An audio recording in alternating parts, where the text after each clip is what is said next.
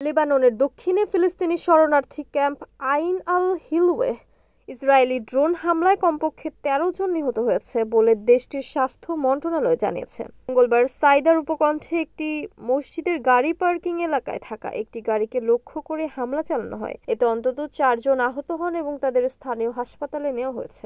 Israel দাবি করেছে হামলাটির লক্ষ্য ছিল ক্যাম্পের সক্রিয় হামাস সদস্যরা। তবে হামাস এ দাবি অস্বীকার করে বলেছে ক্যাম্পে তাদের কোনো প্রশিক্ষণ কেন্দ্র নেই এবং এই হামলা ছিল নিরীহ মানুষের ওপর বর্বর আগ্রাসন ও লেবাননের সার্বভৌমত্ব লঙ্ঘন। ২০২৩ সালের অক্টোবর থেকে গাজা যুদ্ধ শুরুর পরদিন হিজবুল্লাহ ইসরায়েলের দিকে রকেট হামলা শুরু করলে সীমান্ত উত্তেজনা আরও বাড়ে। ২০২৪ সালের নভেম্বরে যুক্তরাষ্ট্রের মধ্যস্থতায় যুদ্ধবিরতি হলেও ইসরায়েল এরপরও নিয়মিত লেবাননে আক্রমণ চালিয়ে যাচ্ছে।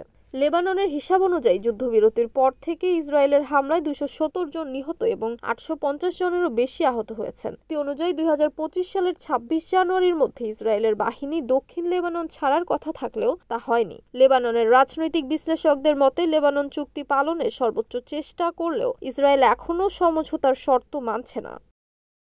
NAN TV news desk.